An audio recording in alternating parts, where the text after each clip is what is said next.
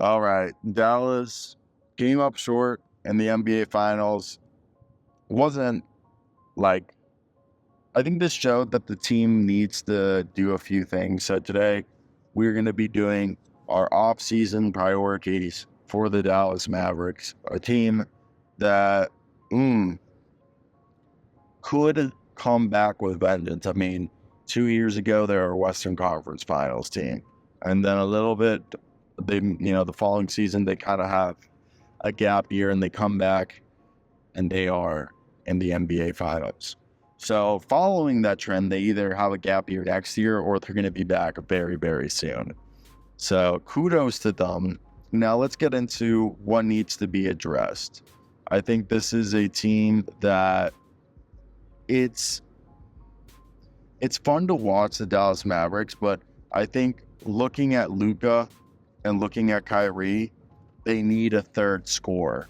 I love Jaden Hardy, but Tim Hardaway Jr. was MIA to the point that Jaden Hardy was considered a more reliable option than Tim Hardaway Jr. in the NBA Finals as a scoring option when Kyrie and Luka were on the bench. So I want to hear your guys' thoughts. This is a team that they don't have a first-round pick, but they have a second-round pick, and I expect them to use the second-round pick because, in my opinion, it would be a travesty to not use that second-round pick on a player in this draft class who could provide depth. So what's one of the biggest things they have to do? Well, I think they're going to have to create financial flexibility to resign Derrick Jones Jr. They're projected to be a tax team, the Dallas Mavericks, and they'll only have the $5.1 million tax exception. So if I were them, I would make sure to go ahead and try to maximize the contracts and the players on this roster for the foreseeable future, because this is a very, very good team. And I feel like when you look at it, if we don't capitalize on the talent on this team, keeping the players that are worth keeping on the roster, and then going out and adding more players around those said players would be dumb, because clearly this is a good team. It's a team that plays defense and complements Luka and Kyrie. All I'm saying is we need a third scorer. I'm not saying we need a third guy. We need a third scorer. So what do I mean by that? Like a Malik Monk, okay? A Norman Powell, but I don't know if they're going to be able to get that. It won't be cheap. So basically, before we go any further, let's just talk about what the roster looks like. Who are their free agents that they have to prioritize outside of Derrick Jones? And crazy enough, it's no one. Jaden Hardy, AJ Lawson, Omax, Dante Exum, Dwight Powell, Derek Lively, Kaleba, Josh Green, Gaffer, PJ Washington, Tim Hardaway, Kyrie, Luka are all under contract next season, which means Tim Hardaway Jr. is probably going to be a trade chip. Maybe Dwight Powell. I think they love Dwight Powell though, but Tim Hardaway Jr. is their most realistic trade chip. Now you have to understand, that whole scoring guy I was talking about. Do you believe Jaden Hardy can be that guy? And during the final year of his contract, he can be extended for a 4-year deal. And with the guard who is out of the rotation, Tim Hardaway, being replaced by Jaden Hardy, do you use him as a trade asset, as Dallas also has the 25 and 2031 first-round picks available?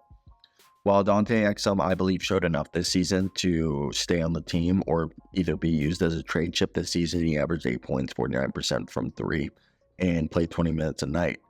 So with the 58th pick, I really think they're just going to take who's ever the best player available at that time. And for me right now, if I had to look who is going to be available, let me look at my big board. Go check out my at Who's Hype though, what we've done. But so I think a guy like Trey Alexander, Jalen Wells, Juan Yunez, Jalen Bridges, Oso, Iguodaro, Enrique Freeman. I think Freeman's going to be gone. Harrison Ingram, Jonathan Mogbo, Jamal Sheed are all guys who could be available at that range that I think are definitely worth warranting. Now, guys that I think who are definitely going to be available at 58, maybe a Tristan Newton, an Antonio Reeves, N'Faly Dante, Isaac Jones, Jesse Edwards, Boogie Ellis, Naquan Tomlin, Isaiah Crawford would really be good for them. Outside of that, yeah, I don't think anybody too crazy.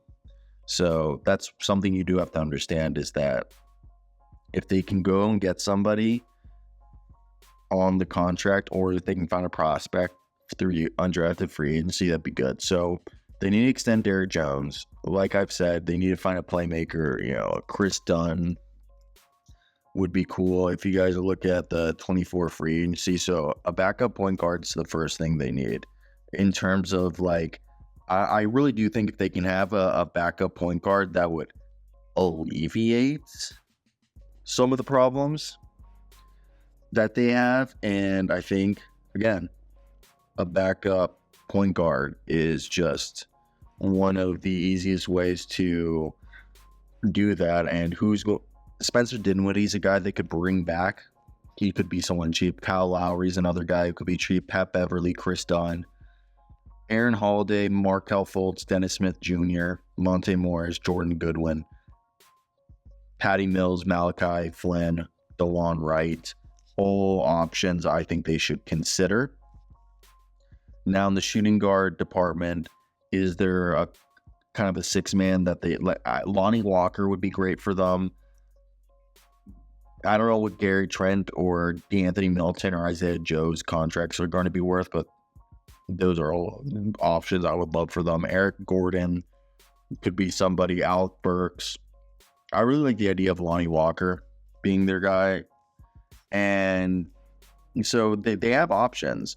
And outside of that, I think they need maybe a power forward to give them depth, or like a combo forward. And it's not like the market's, has a bunch of those guys. Like Kyle Anderson would be really good for them, in my opinion. A Torian Prince, a Nick Batum, Jay Crowder he might be a little over the fence, but you're getting the vibe I'm putting out there.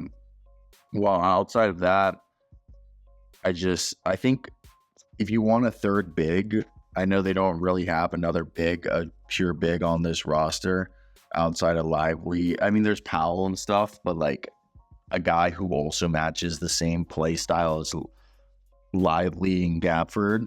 Jalen Smith could be that guy. There isn't tons of options in that side, but like there's things they can do. So I don't know.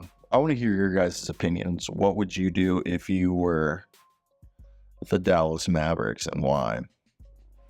It's definitely going to be an interesting offseason, as they have a variety of things that they'll be able to do.